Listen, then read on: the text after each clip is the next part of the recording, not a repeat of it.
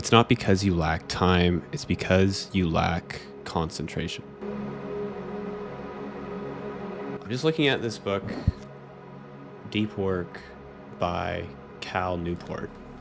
And there's a page in here that I was just on, which I flipped away from. So it says, if you give your mind something meaningful to do throughout all your waking hours, you'll end the day more fulfilled and begin the next one more relaxed than if instead you allowed your mind to bathe for hours in semi-conscious and unstructured web surfing. So for most people, when they're getting things done, they find it extremely hard to do so. And there's a reason for it. And you're probably aware of it. And I suffer from this. Everybody does. It's just the overstimulation of the brain as we know it. Because it's so easy. It's so easy. Like, let me just put this down. Looking at this here, it's so easy to come in and go on Instagram, right? Go on TikTok, go on YouTube, and just let those social medias do the work for us. Whereas instead of those things, doing something like work, reading, learning are way less stimulating than opening up your phone and just scrolling through what the algorithm shows you. You don't have to search anything. You don't have to basically lift a finger. You can just be entertained at the mercy of Instagram, TikTok, and YouTube without really having to even think. So it's so easy nowadays. And the problem with that is that these platforms, Instagram and TikTok and YouTube, they make your baseline stimulation so high that doing things like reading or any kind of work take that much effort more that it makes it way more difficult. So why did I say at the beginning, it's not that you lack time, it's that you lack concentration? Because these things right here, they're killing your concentration. They're absolutely killing it. And they're also wasting your time. But the reason that these things are killing your output so much is because they don't provide any value, really. Like, you can go on YouTube, watch as many educational podcasts as you want, but you're not going to do anything with them if you're just sitting there watching them. You have to actually apply what you're learning.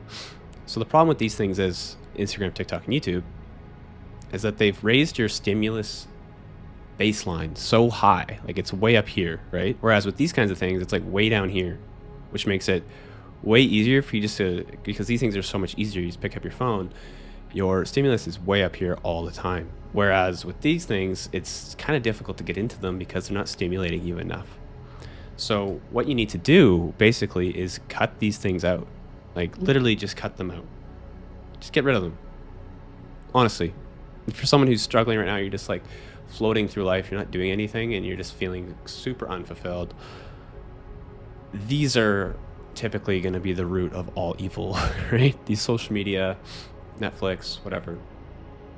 They just take your time away and they don't do anything for you. Get them out of there. Just erase them. And what you'll start to notice is once you start to get rid of these kinds of things, your brain is automatically tuned to look for something that is going to entertain it and give it that dopamine fix, right? And you've heard all the things like dopamine detox and other things that do work. Like, those are just things that the central focal point of applying those things to your life is to get rid of these high dopamine things. Now, dopamine is going to happen no matter what you do, whatever action you perform. But the reason why these are so bad is because they don't do anything for you. And it's just like you're floating and they're so easy to access. But as soon as you get rid of them, your brain's going to start turning over here to work, reading, learning, whatever that you're trying to do. And the good thing about these is that they give you fulfillment, right? You feel fulfilled when you do these things because you're accomplishing something, you're achieving your goals, you're pushing towards something, you're working hard, you're doing something that may be a little bit uncomfortable, but the idea behind it is that it's going to have some kind of payoff. And when you take these things out, your stimulus baseline is going to go down. It's going to try and find something. It's going to find anything that can give your brain that dopamine shot. Since these things aren't doing it anymore, being bored and doing work, reading, learning, whatever, is going to now deliver that dopamine shot to your brain. And it's not going to work the first time you try it, like the first day that you cut out YouTube, Facebook, Instagram, TikTok, and get rid of them. But after doing this consistently for a little bit of time, getting that email written, attending that meeting that you need to get to attend, writing that blog post that you've been procrastinating, whatever, those kinds of things are going to start delivering dopamine because your brain has no other way of getting dopamine. So the baseline for stimulus is going to go down to these. So what I should really do is like lower this down, because these are no longer providing it. So your stimulus has gone down. Your stimulus baseline has lowered down to this level, which now it's exciting. You're getting up early in the morning. You're getting your work done. You're reading. You're learning. These are providing fulfillment, right? So it's now easier to perform these tasks because they're delivering that dopamine that these used to deliver. But now all it takes is to do some work and that dopamine happens. So you're not actually getting rid of dopamine, right?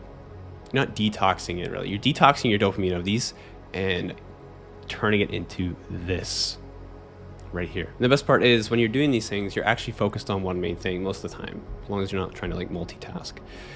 But with Instagram, TikTok, YouTube, like you're always multitasking because you're going from reel to reel. You're going over here, checking your notifications, you're answering your messages, all these things.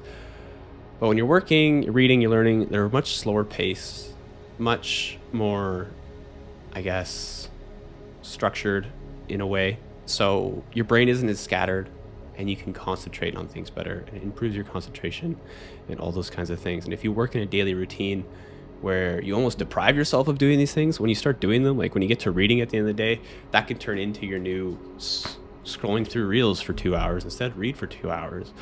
And you'll feel just as much dopamine for reading a book as you would from scrolling on reels for 2 hours.